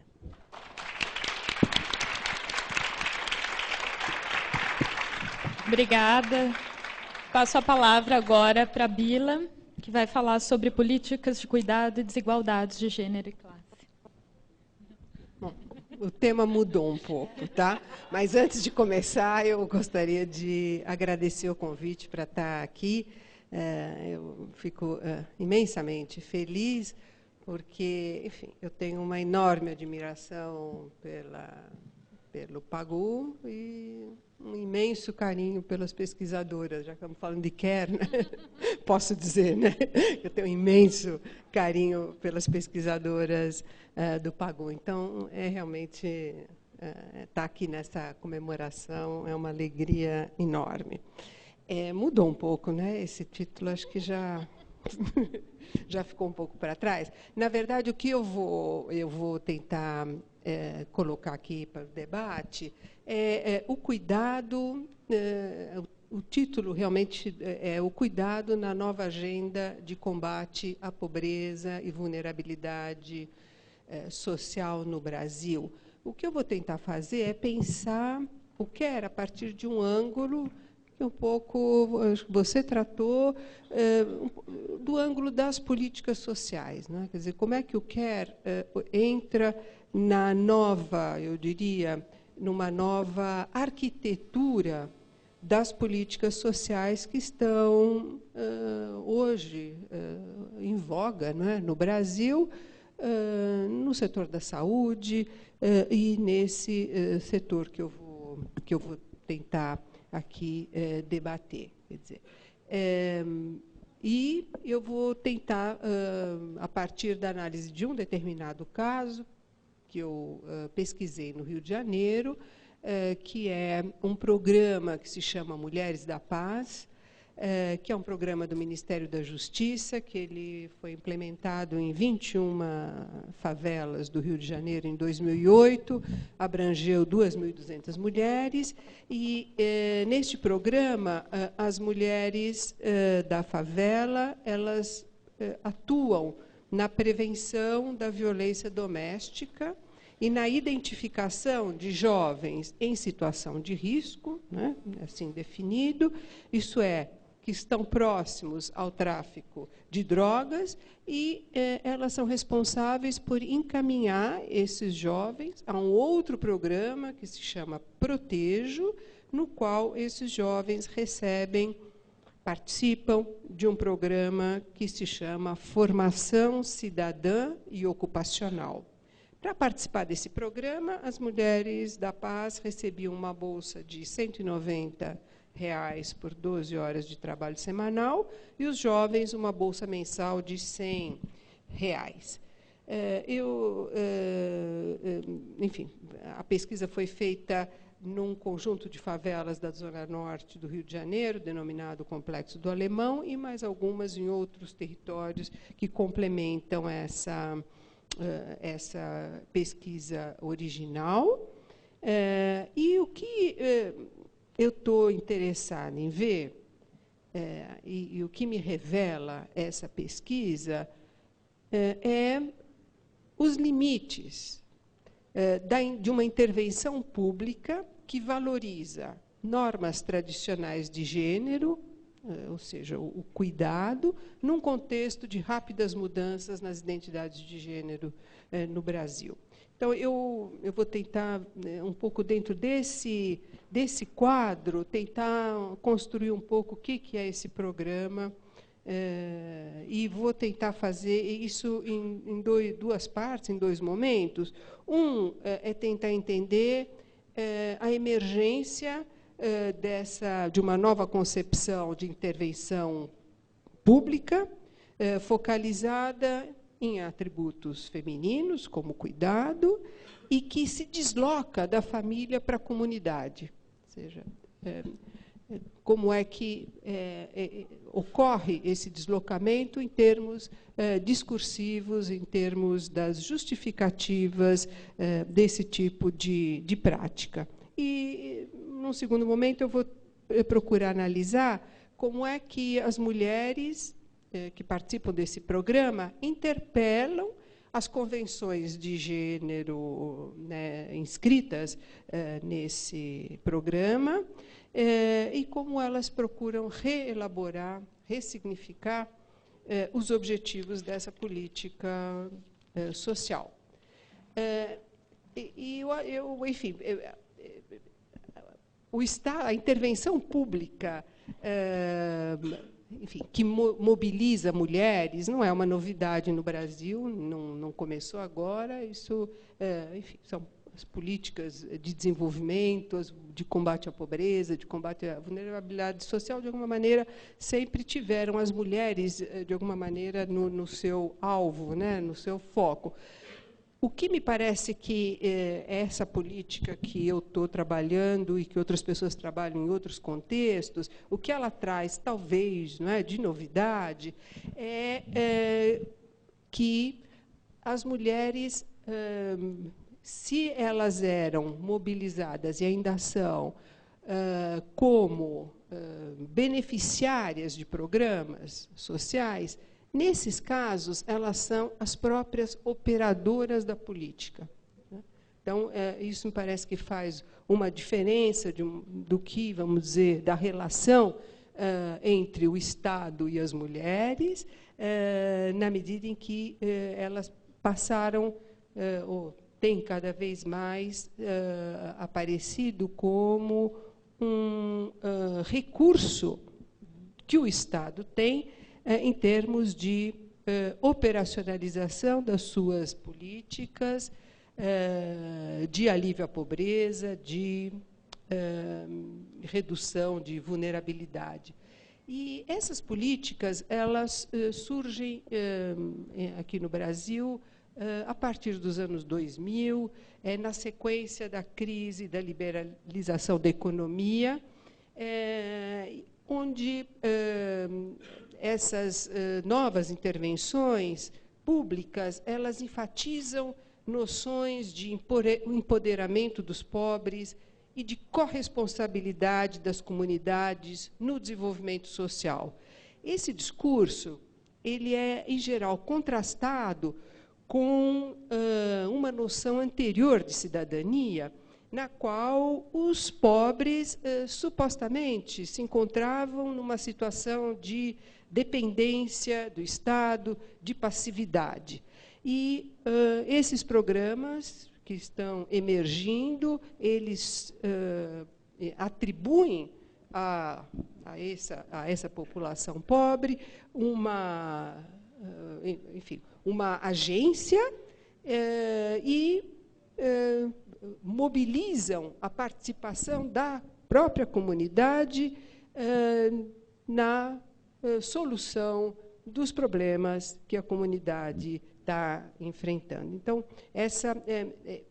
vamos dizer, esse care comunitário, esse cuidado comunitário, esse deslocamento do cuidado da esfera doméstica para a comunidade como, vamos dizer, um doméstico ampliado, ele parte, vamos dizer, de uma nova geração de políticas sociais que supõe, não é, que o desenvolvimento social, o combate à pobreza e vulnerabilidade exige a corresponsabilidade dos próprios, enfim, da população que beneficiária dessa política.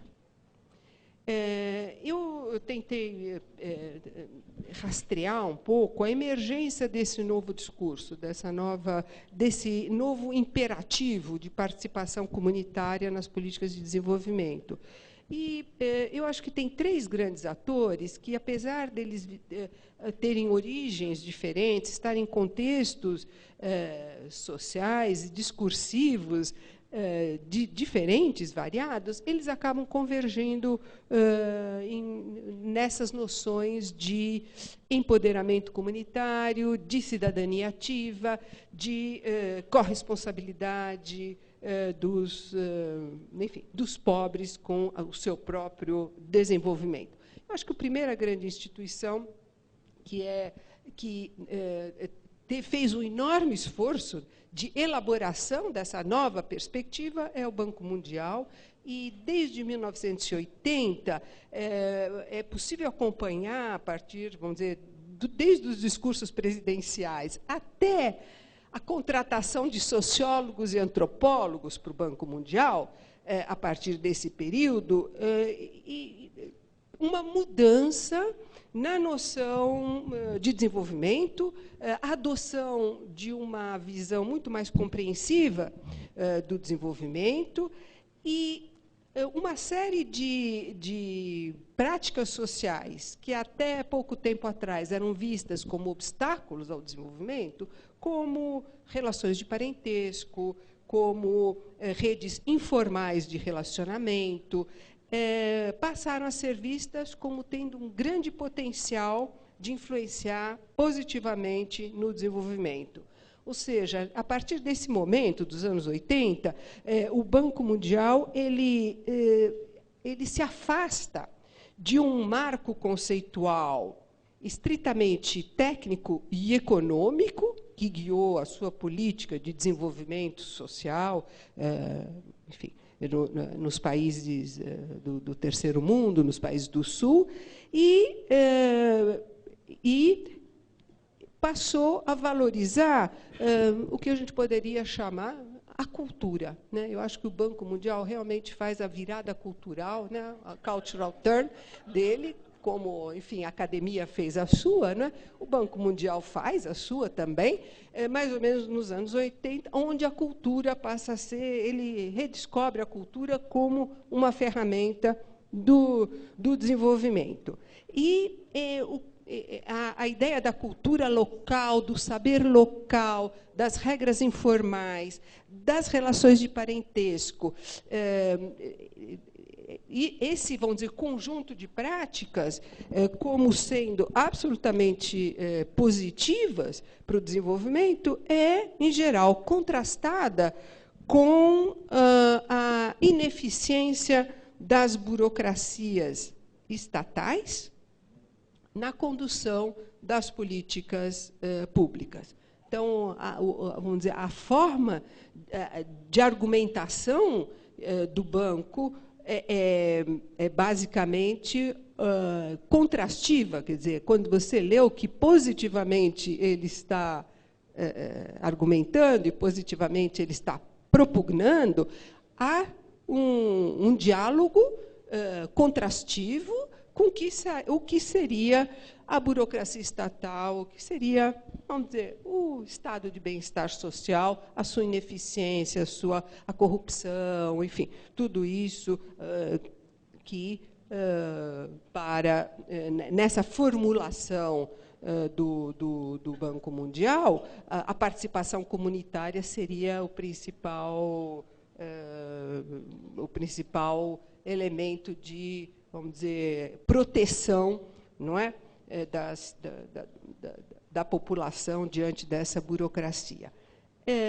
E, realmente, o Banco Mundial ele afirma que é importante conceder para a população local um espaço de participação. E ele condiciona os seus recursos aos países na medida em que este espaço de participação popular, de participação comunitária, esteja efetivamente garantido nos projetos nacionais. Esse é um ator.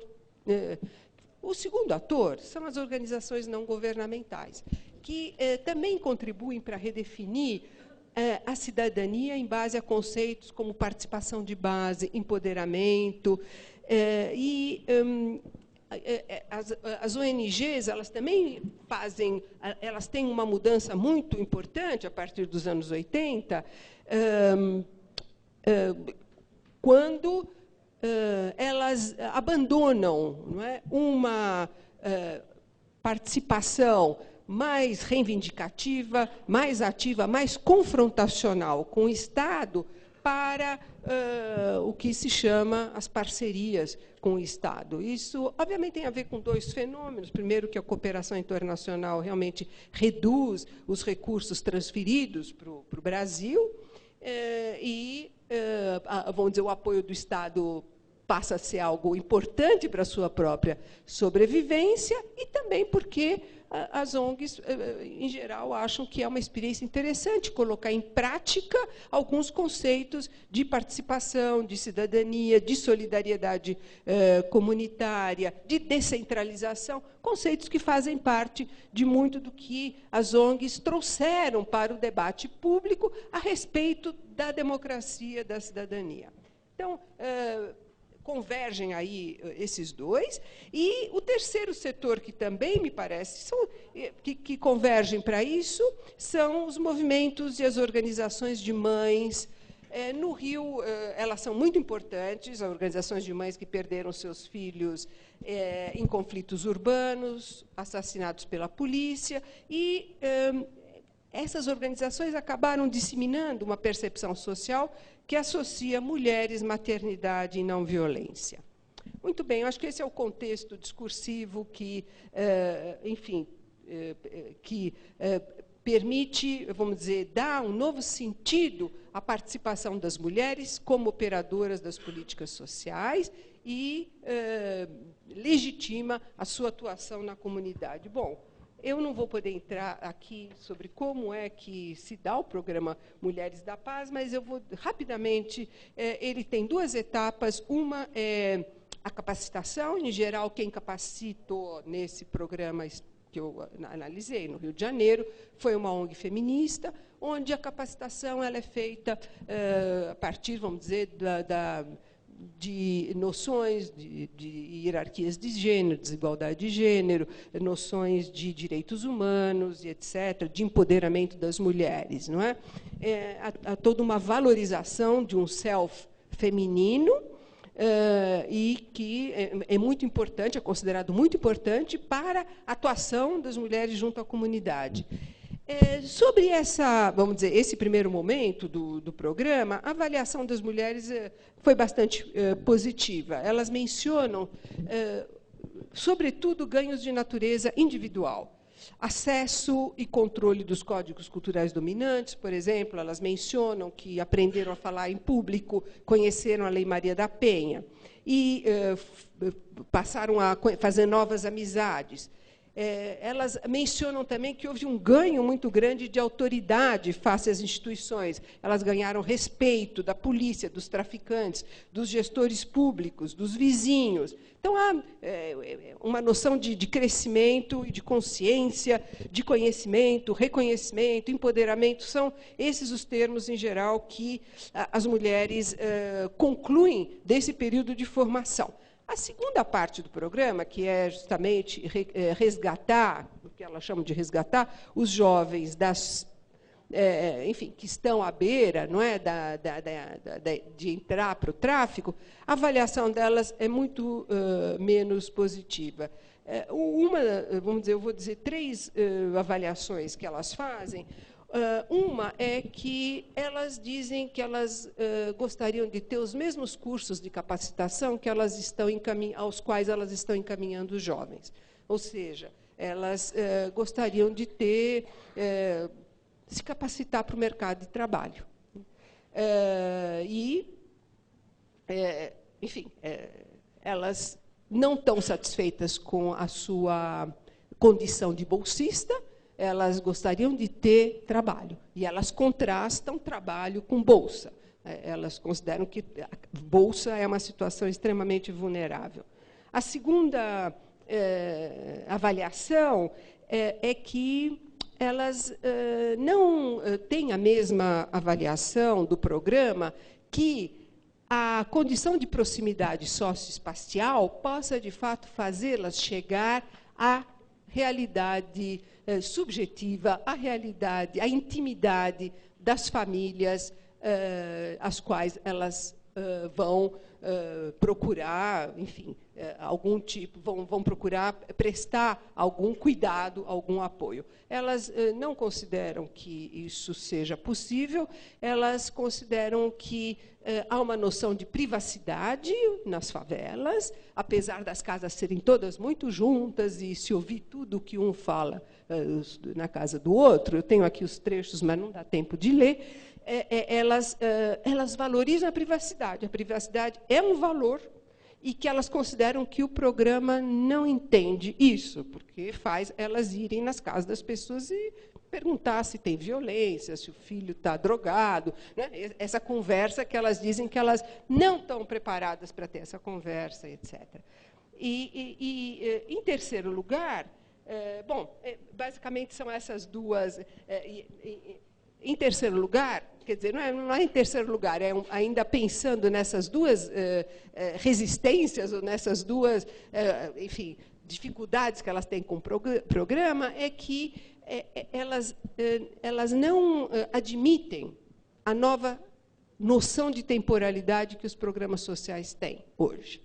E não é só o Programa da Paz, é o Bolsa Família, é um conjunto, uma geração de programas sociais que tem uma noção de que, vamos dizer, o futuro é que interessa, né? A ideia é as novas gerações, como se a geração atual tivesse perdida, e, na verdade, o investimento é todo sobre a próxima geração. Elas não, vamos dizer, admitem, ou elas mostram uma dificuldade de aceitar uma nova temporalidade que os programas sociais de combate à pobreza e vulnerabilidade têm trazido, que é uma ideia de que tem uma geração que está perdida para esses programas. Já os programas não têm o que dizer. E só é a nova geração. Isso essa temporalidade é disputada, né? E é disputado, para finalizar, é disputado essa noção que o programa tem de que as comunidades, né, constituem agrupamentos sociologicamente homogêneos, baseados em laços de solidariedade, afetividade, intimidade, informalidade, que permitiriam lidar com os problemas sociais e pessoais de uma maneira mais eficiente do que pela atuação de profissionais.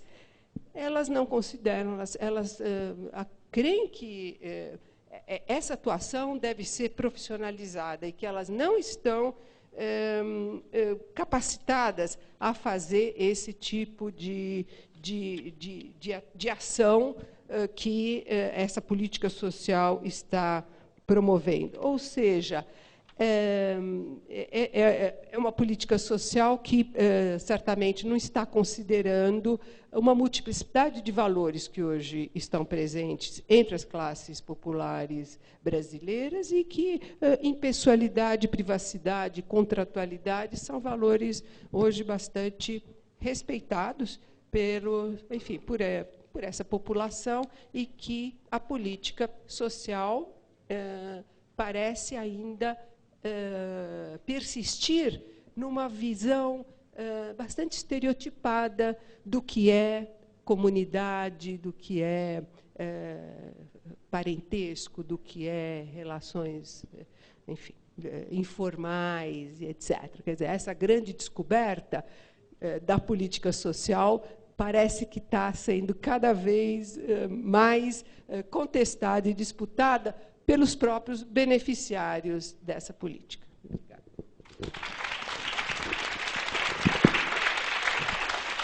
Obrigada, Bila. Obrigada a toda a mesa. Vamos passar rapidamente para o debate. Vamos tentar fazer uma rodada que dê para sintetizar as questões. Eu peço que as pessoas se apresentem, digam de onde são.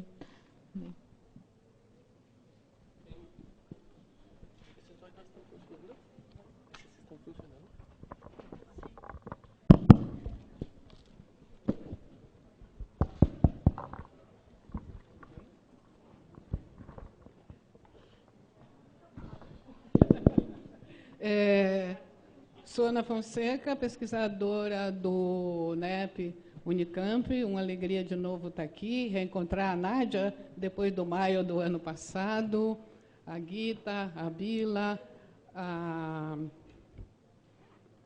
todos aqui, a Antônia. Na verdade, eu tenho 2 ou 3 questões.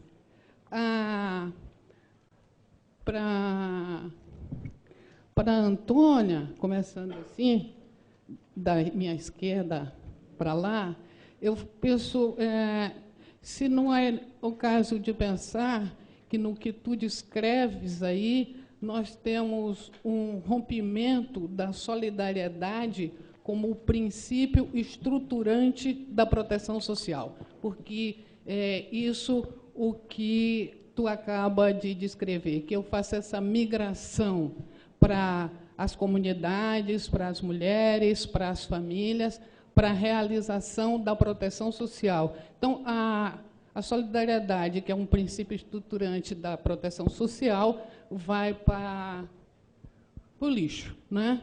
Para Bila, é sempre uma alegria estar com a Bila. Eu gostei muito do contexto que você traçou, sobretudo falando do Banco Mundial, lembrando que como é que o Banco Mundial inverte, faz as suas mudanças e atribui mais espaço à participação, às mulheres, e isso, porém, chamando a atenção para a ineficiência do Estado. Ora, quando no contexto das reformas chamadas estruturantes na América Latina e no Caribe, o que faz é criar-se uma estrutura paralela que competia com o Estado. O Banco Mundial, nesses anos, tem uma palavra mágica que muda o sentido, rebatizada, que é a ideia de focalização tão cara aos programas de combate à pobreza.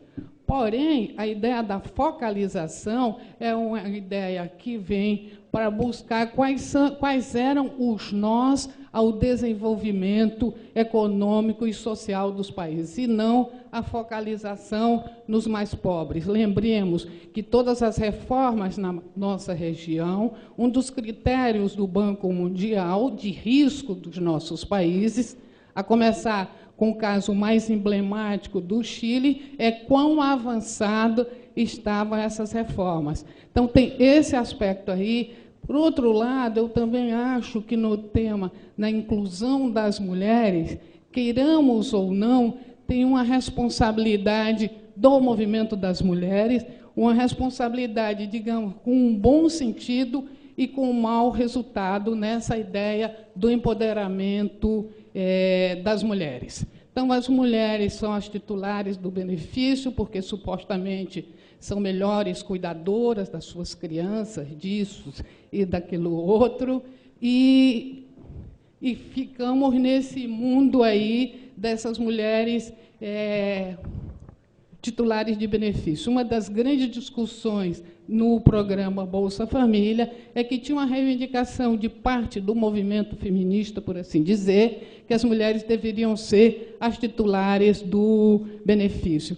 A Bila sabe disso, já fizemos essa discussão várias vezes, mas eu acho que tem essa soma assim. Vejam vocês que no tema das creches, nós não reivindicamos as creches para as crianças.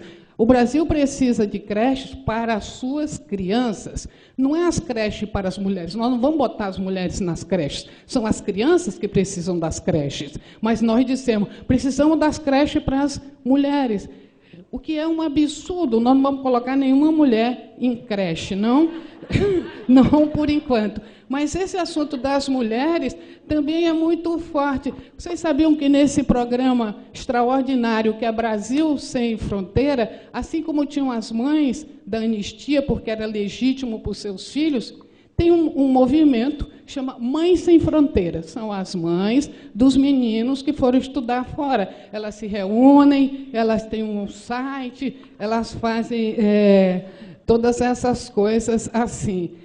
A Helena Irata, eu te perdi por culpa tua, porque você falou desse livro bem organizado aí, eu me apressei, saí para comprar o livro, que vai que algum aventureiro já lançou mão. Já tem o livro, viu? Não sei quantos ficaram.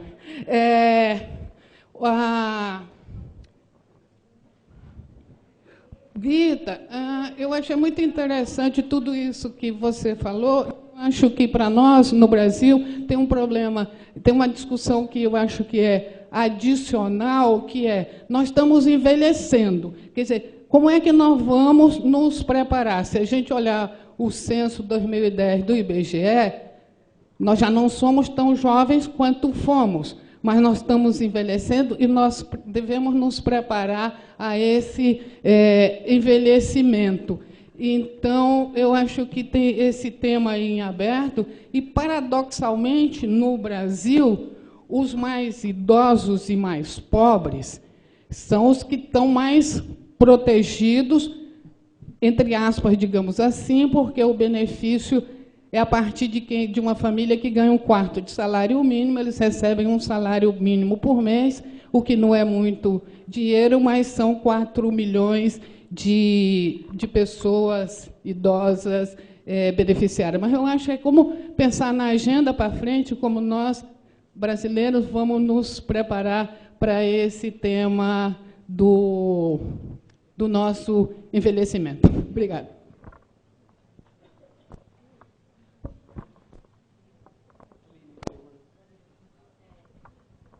Olá, estão me ouvindo?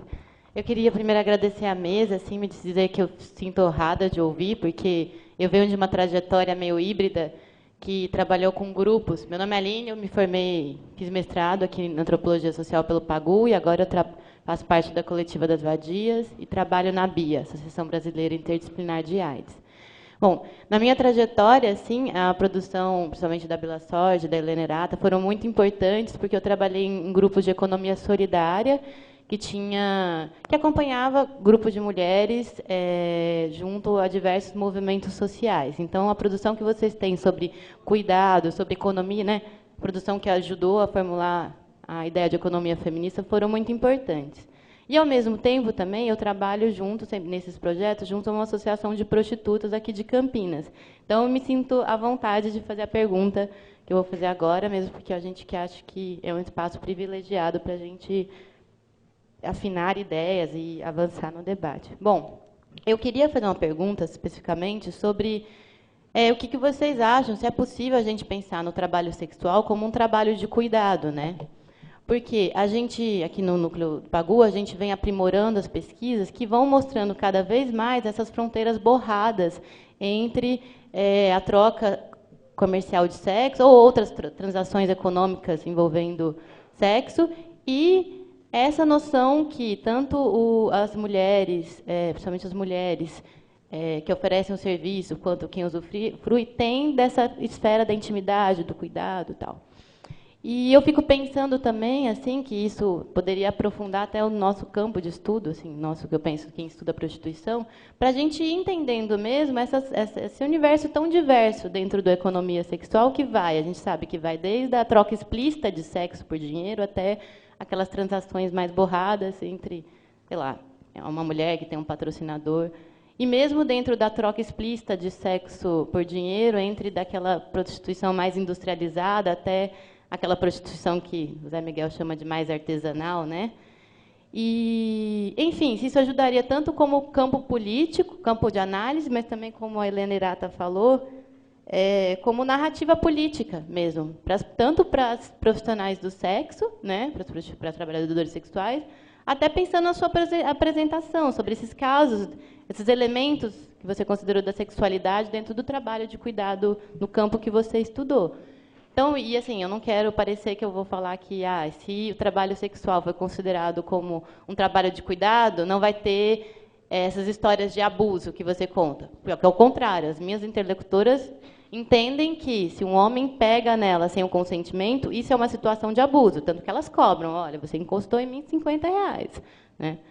Mas pensar que a sexualidade para além de uma questão negativa, ela é uma questão positiva que está na nossa sociedade, né, nas nossas construções. E a Carol Branco tem um estudo muito bom, que eu não vou...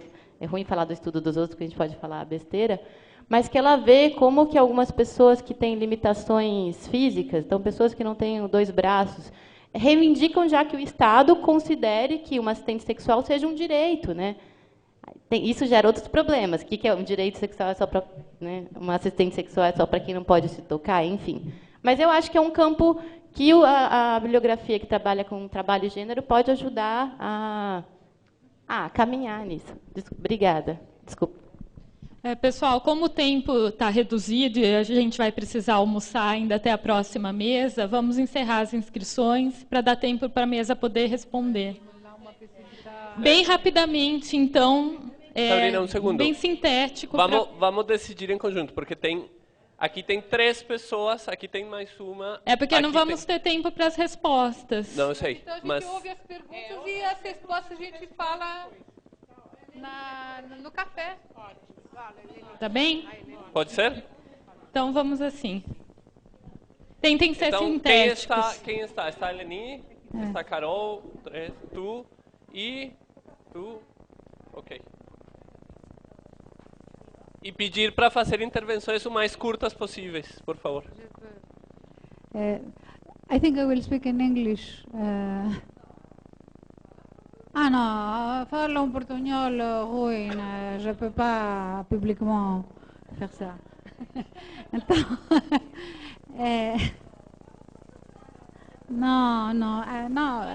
não, porque não para aprender publicamente o portugnol. Okay, so it's a question for Antônia. Pergunta para Antônia, I think eu acho que está relacionada com o papel crítico que foi apresentado, relacionado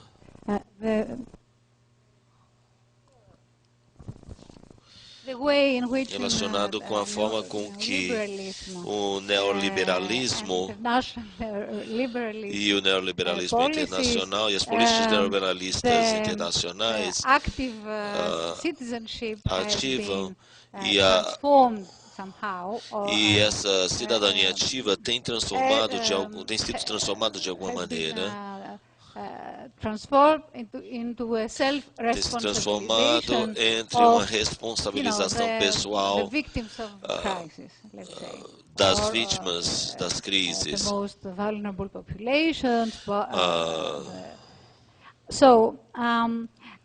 My question is the Minha following pergunta for Antonia. Antônia, It's a question which stems from the experience essa é uma pergunta que vem da experiência de um dos meus países, que é a Grécia.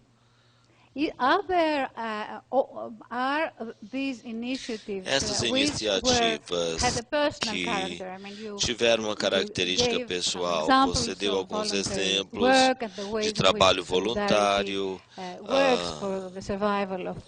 do trabalho da sobrevivência das pessoas, quer seja em Portugal.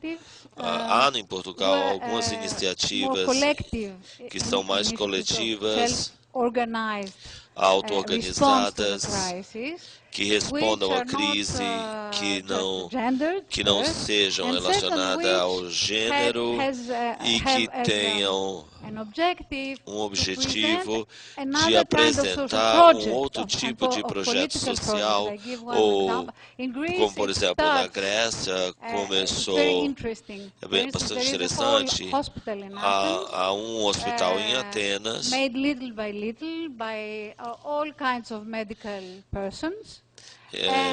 que é tocado por vários tipos de médicos, em que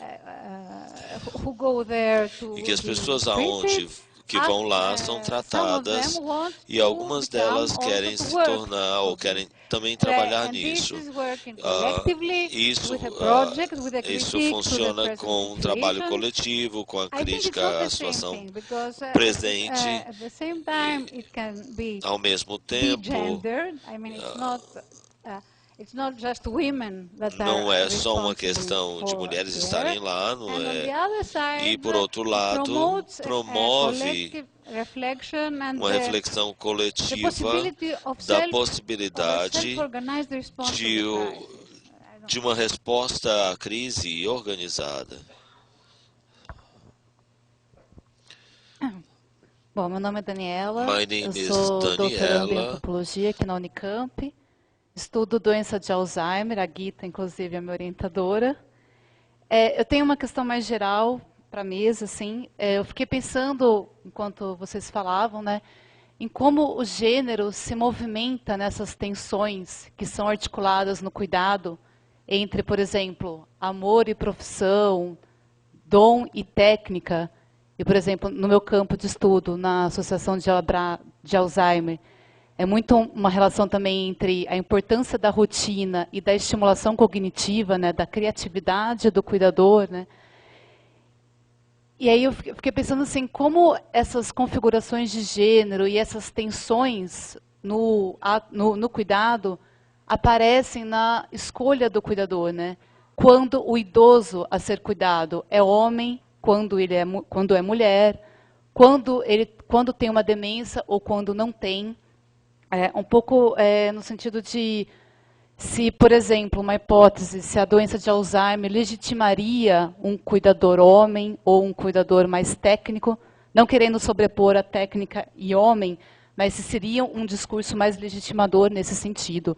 Ou se há um processo de negociação da família com esse idoso, porque é uma coisa que eu tenho visto também no meu campo, no seguinte aspecto, né, de idosos que querem ser cuidados por pessoas do mesmo sexo, porque, enfim, pela questão do banho, da higiene, mas também eu já ouvi, por exemplo, maridos que têm esposas com Alzheimer dizendo, eu não posso contratar uma cuidadora mulher, porque a minha esposa vai ficar com ciúmes de mim com a cuidadora. Ela não vai entender, vai achar que é uma relação afetiva com a cuidadora, né? Então, um pouco assim, pensar como essas configurações, essas tensões aparecem nessa escolha e que lugar cabe a esse cuidador, né? Um pouco também tentando pensar que lugar cabe ao cuidador homem, ou se não há esse lugar para ele.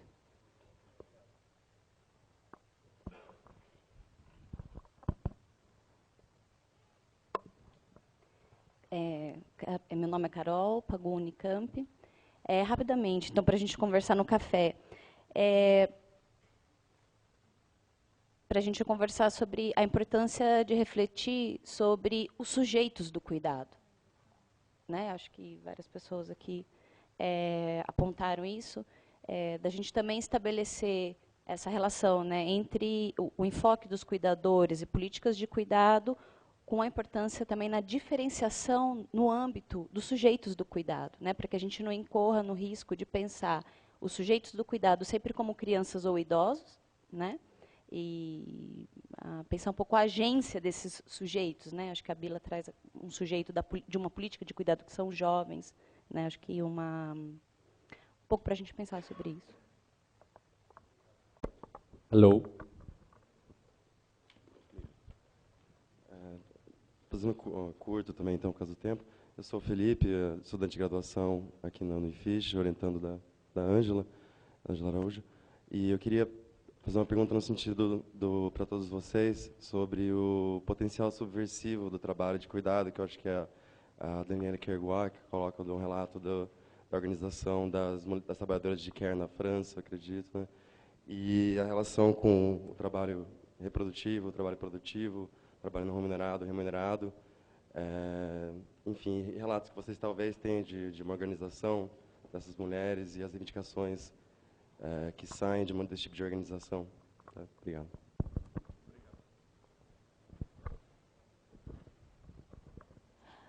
Oi, boa tarde. Meu nome é Lorena, eu fiz a minha pesquisa de mestrado lá no Complexo do Alemão, no Rio de Janeiro, e eu gostei muito da fala de todas, e a minha pergunta vai ser dirigida à professora Bila. Bom, você falou do impacto da chegada dos profissionais de ciências sociais nessa implantação de novas políticas públicas, né, sobretudo nas favelas.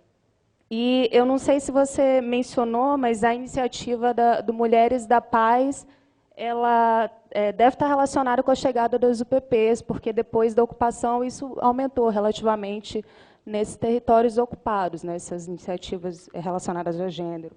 E eu queria perguntar para você, Bila, que caminho analítico você acha que poderia ser feito para se pensar nessa nova relação que está sendo construída depois das UPPs em quem pesquisa nas favelas, né? Essa relação entre pesquisador e informante, já que, para eles, a gente está partindo de um espaço institucional maior, que não é a comunidade, né? É academia, Estado, enfim. Como é que você acha que essa relação presumida com a UPP ecoa ou interfere nessa relação, nessa nova relação que está sendo construída entre pesquisador e informantes na coleta de dados, nessa etnografia? Enfim, é isso. Obrigada. Bom, eu sou Maria Lúcia, socióloga, atualmente trabalho na Secretaria de Política para as Mulheres de São Paulo, e eu queria perguntar para a Bila, nessa história toda da discussão do Banco Mundial, né, de instrumentalização das mulheres, né, que se diz funcionalização das mulheres, né, mas que, na verdade, muitas críticas que se faz aos programas de transferência de renda, como Bolsa Família, é o excesso de condicionalidades que se impõem às mulheres. Na verdade, é necessário que as mulheres levem os filhos e que nada para elas, das mulheres como sujeito. Então, eu queria perguntar, na verdade, que ela comentasse um pouco dessa história, o que ela acha dessa história das condicionalidades, e tem político até que quer aumentar as condicionalidades para as mulheres, né? E uma outra coisa é o que resultado houve dessas mulheres da paz que atuam junto aos jovens que estão em conflito com a justiça. Teve algum resultado nesse projeto, mínimo que fosse?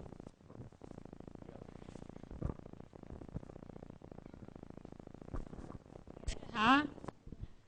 E aí, enfim, essas conversas depois as pessoas podem ter um pouco no corredor, enfim, eu acho que todo mundo gostou de ouvir as questões, né, pelo que e a gente encerra a mesa aqui para dar tempo para o almoço e voltar à tarde. Também muito obrigada.